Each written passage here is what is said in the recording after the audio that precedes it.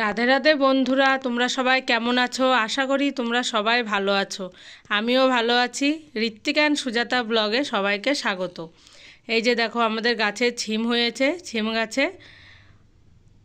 আর এই দেখো, একটুখানি কুমড়ো গাছের মধ্যে দুটো কুমড়ো জালি এসছে। আর এইদিকে যে কুমড়ো গাছগুলো, সেখানে তো 3টে কুমড়ো হয়েছে, তোমাদের সাথে শেয়ার করেছি। আর এই দেখো, এখানে ছিম গাছ, আর এই ছিমগুলো দিয়েই আজকে তোমাদের সাথে রান্না শেয়ার করব। সব ভেতরে ভেতরে দেখো ছিমগুলো হয়ে আছে। আর এই যে দেখো, কলা গাছে দুটো বড় বড় কলার কাঁধি হয়েছে। এটা হলো কাঁঠালি কলা।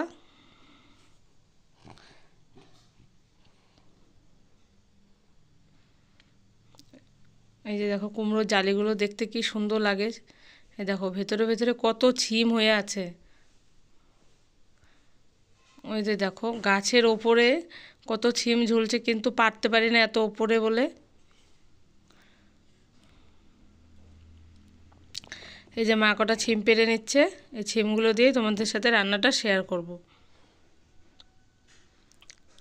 এই যে দেখো, গাছে কত বড় বড় কামরাঙা হয়ে আছে। আর এই যে আমাদের বাড়ির চন্দ্রমল্লিকা গাছ, সাদা আর হলুদ। এই যে ছিম দিয়ে, আলু, বেগুন, টমেটো দিয়ে আর লাউ শাক দিয়ে, শুটকি মাছ দিয়ে একটা তরকারি রান্না করব, সেটাই তোমাদের সাথে শেয়ার করব। এই যে এখানে লাউ শাক, আলু, বেগুন, সিম কেটে ধুয়ে নিয়েছি। আর এটা তরকারিতে দেওয়ার জন্য নুন, হলুদ আর কাঁচা লঙ্কা, শুকনো লঙ্কা, আদা বাটা। আর এই যে শুটকি মাছ এখন আপাতত আমার কাছে নেই, এই কটা ছিল, এর জন্য এই কটা দিয়ে তোমাদের সাথে শেয়ার করব।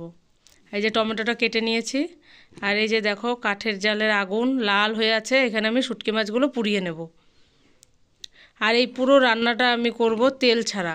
শুটকি মাছগুলো পুড়িয়ে ধুয়ে ভালো করে পরিষ্কার করে নিয়েছি। আর মাঝের কাঁটাগুলো ফেলে দিয়েছি, আর দু একটা আছে। এদিকে আমার কড়াই গরম হয়ে গেছে। এবার আমি সব সবজিগুলো দিয়ে দেবো কড়াই। আমি কিন্তু একটুও তেল দেবো না এই রান্নাটায়। তারপর আমি সব সবজিগুলো দিয়ে একটু ঢাকা দিয়ে রাখলাম।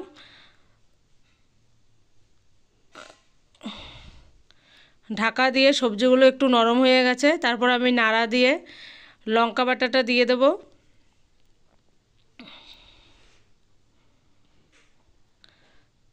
তারপর আমি নুন হলুদটা দিয়ে দেব।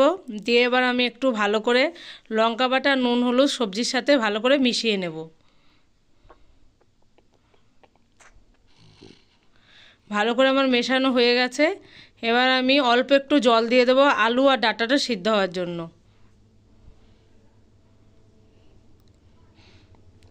এবার আমি ঢাকা দিয়ে রাখলাম। তারপর আমি আরও মাঝখানে দুবার ঢাকা খুলে নাড়া দিয়ে নিয়েছিলাম। আলুটা এবার সিদ্ধ হয়ে গেছে। এবার আমি টমেটোগুলো দিয়ে দিলাম। টমেটোগুলো দিয়ে তারপর আমি পোড়ানো শুটকি মাছগুলো দিয়ে এবার আমি আর একটু নাড়া দিয়ে নেব। তারপর আমি একটু ঢাকা দিয়ে রাখবো। ঢাকা দিয়ে আসলে পর কিছুক্ষণ ঢাকা দেওয়ার পর তরকারি আমার পুরো রেডি। চলো তারপর তোমাদের সাথে শেয়ার করছি। এই যে দেখো, তরকারি আমার প্রায় হয়ে আসছে। তেল ছাড়া তরকারি দেখো, দেখে মনেই হচ্ছে না। সকাল সকাল এরকম তেল ছাড়া তরকারি গরম ভাতের সাথে, আর এই তরকারিটা বেশিরভাগ গরম ভাতের সাথে সকাল সকাল ভালো লাগে।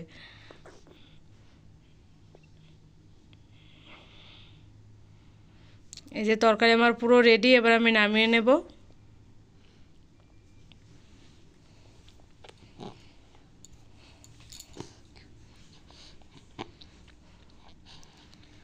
এই যে তরকারিটা নামিয়ে নিচ্ছি। আর আমার এক হাতে মোবাইল, এক হাতে তরকারি নামাতে আমার একটু অসুবিধা হয়, তোমাদেরও দেখতে একটু অসুবিধা হয়, তাও